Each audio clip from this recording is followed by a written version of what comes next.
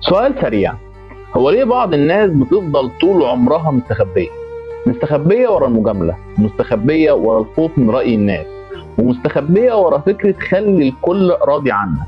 أنا شخصيا اكتشفت حاجة مهمة، إنك مهما حاولت ترضي الناس مش هترضيهم، ومهما اتنازلت هيطلبوا أكتر، ومهما خبيت شطارتك مش هيشكروك على التواضع. في مرحلة معينة لازم تفهم إن تطوير نفسك مش أنانية، وإنك تبني مهاراتك مش غرور، وإن إنجازاتك مش محتاجة إذن من حد.